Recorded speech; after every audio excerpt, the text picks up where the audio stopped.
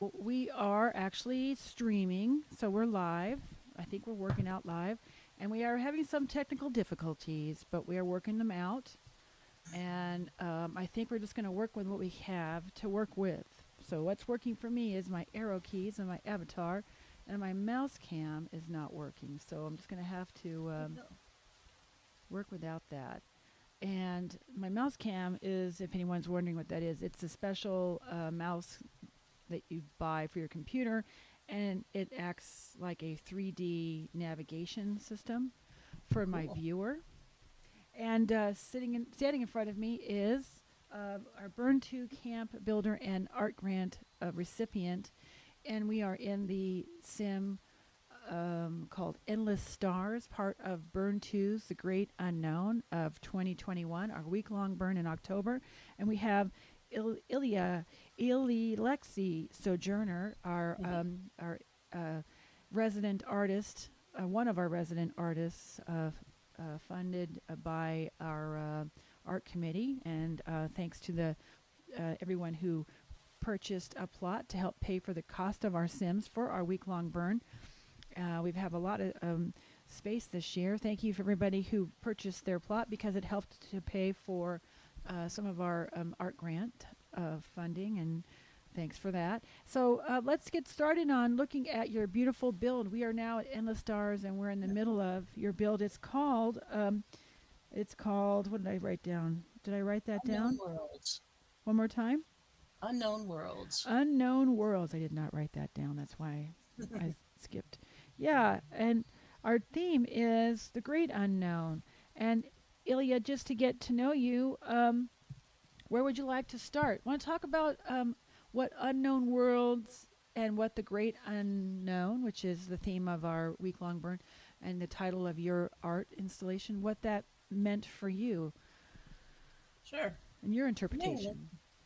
Yeah. Like I said in one of my cards somewhere, the great unknown pretty much means space to me because it's just so huge and, it's infinitely big and there's so much that we're never going to know about it. There's so much that we're never going to see because, it's just too far. And so that seems to me to kind of give infinite possibilities to what could be out there. The infinite possibilities of what could be out there in the great unknown. Isn't that a wonderful theme? It's just Yeah. so inquisitive, don't you think? Like, what is out Yeah. there? What do you think's out Yeah. there? Oh gosh. I mean, I think there's got to be other life somewhere. Yeah, It would be crazy if there wasn't. probably a variety of life. I'm using one of your float balls right now, and I'm floating in your dome. I'm gonna, since I can't use the mouse cam, I'm gonna try to pan out a bit. We are inside a stone dome. We do have some leniency at BURN2. Could we ever take this stone dome and truck it out to Black Rock Desert? No.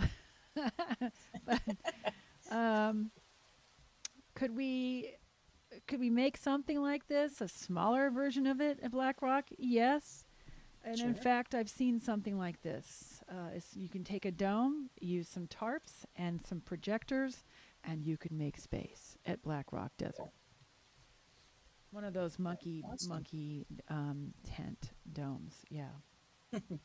So yeah, we've expanded on it a little bit. This is not really a truckable dome. I'm panning out, Yeah. Yeah. and this is after our week. And we were talking earlier. You were saying that you prefer build week, build season. That's your favorite time of the burn. Tell me why. Tell us It's why. just yeah. It just feels sort of a community, because there's just the builders just hanging out together and putting things up, and you can see everything kind of rising from, everything coming together, everything coming to life. Yeah, everything coming alive. I just like that feeling. And there's a lot of artists on the playa at that time. Like they're all working on their builds, and a lot of them talk with each other. Yeah. There's some who have build teams and work together with a crew, and they are working together on the playa. It is a nice time. Rangers are getting trained. leads are training their volunteers, so they often have little meetups. Yeah, it's a nice time, nice and quiet. Yeah. And did you have a chance to come to the week of the burn and check out any other performances or any of the other events? Yeah, I heard some of the live music when I could, and I Yeah. was at the temple burn. Tell us about the temple burn this year. Oh, it's that's always amazing. It always feels more solemn than the man burn because first it reads out all the messages that people have left in the censer from the week before. Right. You can leave a Then message at the temple all week long. In the middle, there's a like a cauldron. yeah, And so, did you leave a message? I left a couple. Yeah, What was that like to see? Did you see your messages? yeah. Depending on what you see, it can actually get kind of emotional because a lot of people leave remembrances of people Mm-hmm. who passed in the past year or things like that. And they get burned up with the temple in a way. Yeah, Yeah. And yeah. They the get burned lamplighters in. were beautiful this year. Yeah, Yeah. And the temple itself was gorgeous. Really, it really gorgeous. was. And talk about immediacy because our temple is different every year. And if you're not in at the burn, if you've not logged in and set yourself up to be inside, you don't see the temple. Just like if you Yeah, didn't go to Black Rock that year or something, you miss the temple. And to me, I think that makes that moment special because yeah. um, although right now, as we speak, the temple is on our playa until it's not. Uh, Builders are supposed to clear out by 11 p.m. today. So lots of builders are coming in, taking up their builds. You take it back to inventory, or some people even get rid of them. So tell us about your build. What we're seeing here. What your hopes were as we interacted with your build. What were you hoping that we would experience? Well, I just in using the portals, I just wanted to like give kind of an idea of what might be possible for other worlds. Yeah. I was going for things that looked mostly like scenes on Earth, but something was different, something was unusual about it. Why don't we go visit a couple, and if not all, if you would like, Yeah. take me on I'm a. There gonna you look go. first. This was my favorite. So, what makes this one your favorite? Where am I? Ah, I know we crap. have to get acclimated, don't we? Ooh, I found water it. sounds. In Second Life, you can make scripted sounds. So these waterfalls are animated and scripted. Let me turn down the sound just a little bit. There's a way to do that on my viewer, and I'm going to turn the sounds down so we can still hear each other. There we go. How's that? All Yeah, right. I really like the sound of the water. It's That just very is nice. calm. Very, very nice. And so this one is your water kind of world. And if I clicked on this little ball here that I'm looking at, what happens? Well, the ball doesn't do anything, but the thing with the question mark beside it has like a little description. Yeah, I'm going to go ahead and touch it and accept it. I'm showing my viewer right now. Do you mind if I show the note card uh, Oh, in sure, go ahead. my stream? All right. Sure. So this is a note card for the blue portal. It says, as you step through the blue portal, the sound of rushing water meets your ears. You find yourself on the flat top of a rocky peak with blue sky all around. In front of you are 5 stone pillars, each topped with what looks like a gold chalice. Water flows out from the chalices, cascades down over the pillars, and pools around them before sinking into the rock. What is the source of this water? What are the pillars here? Do they supply the water to something on the ground far below? Or was this perhaps part of some sort of temple? You may never know for sure, but as you stand listening to the calm sounding of the water, you wonder. Lovely. Very nice. It's like a what is that? The AS, Oh the yeah, uh, ASMIR. ASMR, I think. Yeah. Yeah, ASMR. It has that calming, tingly, calming sound. Soothing. Very nice. Yeah, yeah. I could just stand here and listen to the water for. I'm going to turn it up a little bit. I wish my mouse cam was working.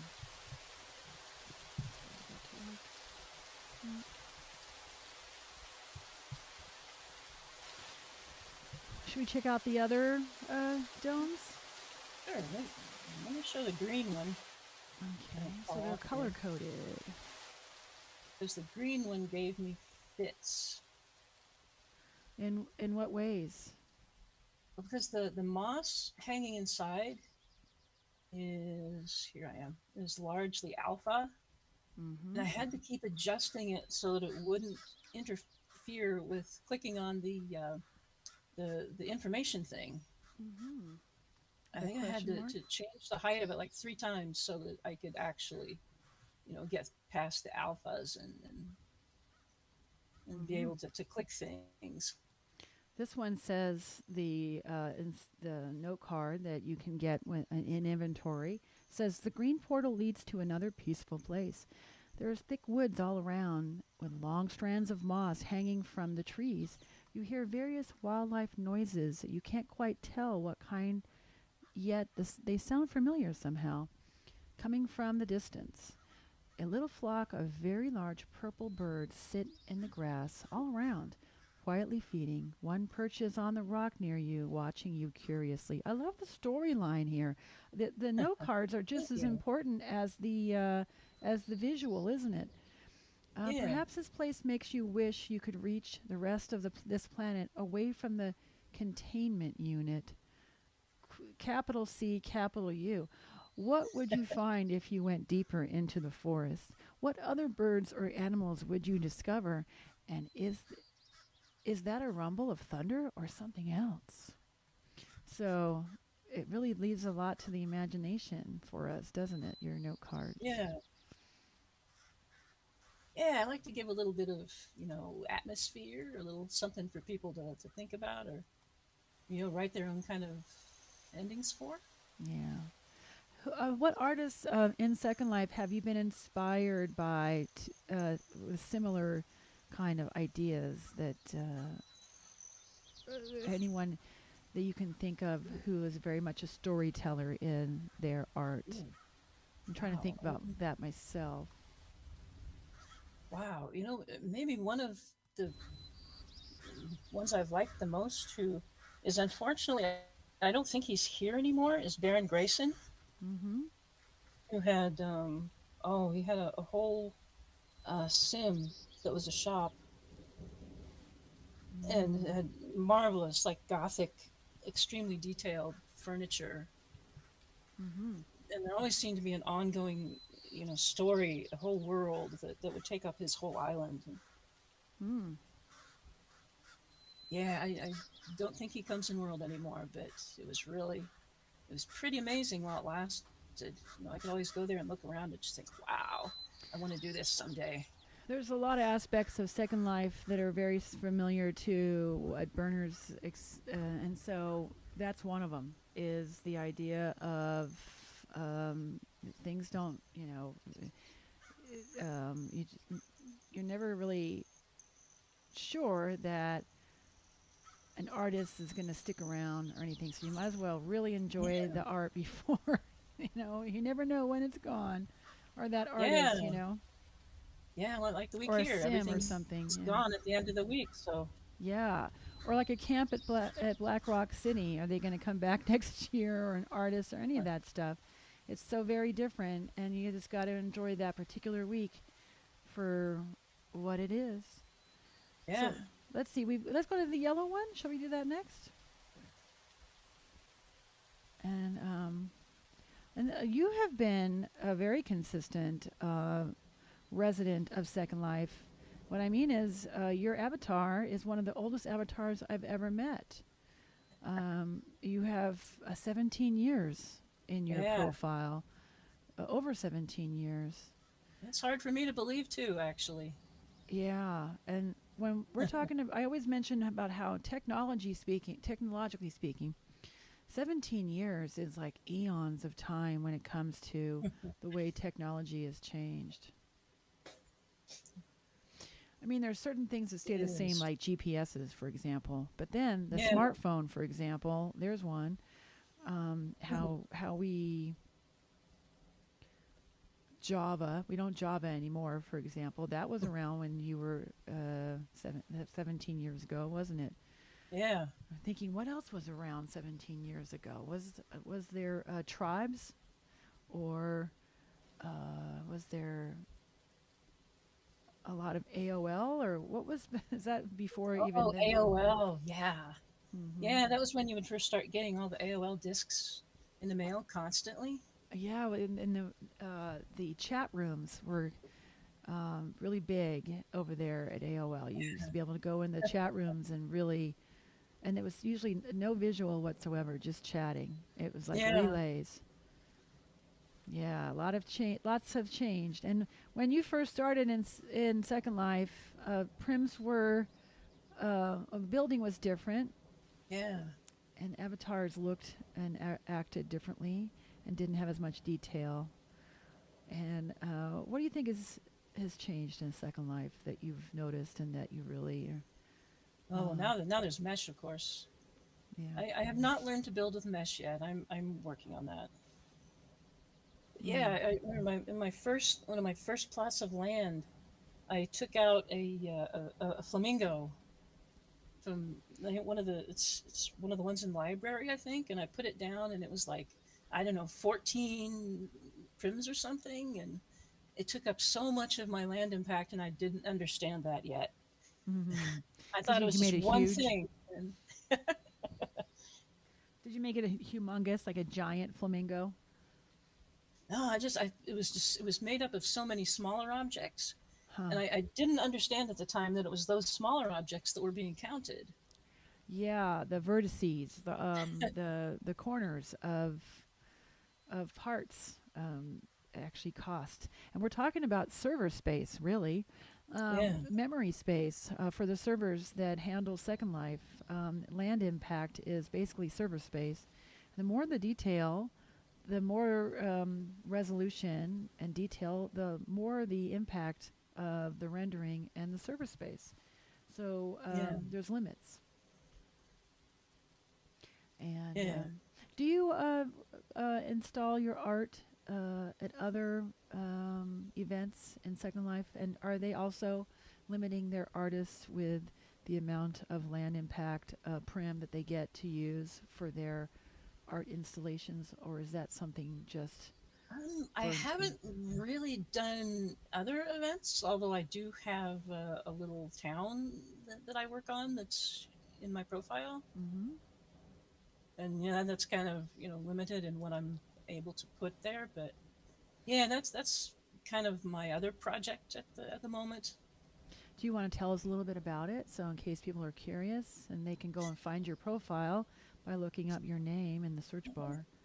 Yeah, it's in the Cowl sim, Mm-hmm. and there previously years ago there was like a little kind of a seaside village there that was built and managed by a friend of mine, Salazar Jack. Mm-hmm. And then there was kind of as the story that is played out there was kind of a catastrophic event and everything disappeared. And then the land came up for sale again, and I thought, well, I need to put this back. So I bought up as much as I was able to, and I started kind of rebuilding the village. It's not the same, but it's in the same spirit. Mm-hmm. It looks similar, and I think it has the same feel. Nice. And so you're bringing it back, Yeah, and it's on mainland. Is that right? yeah. It's like right on the sea, on the edge of the sea in Cowell. Well, We're right next to. mainland. For those who are wondering, there's you can get regions that are in, I guess, its own space, and then Yeah, mainland is all connected. yeah. I think It's that right next to Abbott's. Okay. So if you go on the mainland and you have a vehicle, for example, supposedly you can take your vehicle and drive it around mainland from sim to sim, and go miles and miles and miles. What would be technically like driving around Japan or something. Yeah. You can go for a long time on an adventure in a vehicle on mainland, and you would be visiting all kinds of stuff going on, and people's passing by people's residences and so forth, and builds and installations and so on. So, what tell us about your influence for this dome that we're in? This I think I just kind of started going with the space idea, and Mm-hmm. I started thinking, how can I present that idea of infinite space and of possibilities for what could be there. Mm-hmm. And so, it's a great question, isn't it? The great unknown. What's out Yeah. there? I love that. We have a new, we already know what the Burning Man theme for next year is going to be. And I'm not going to say it here because I would like it to be something that is, Surprise. yeah, kind of a surprise. I mean, you can go on the internet and look right now.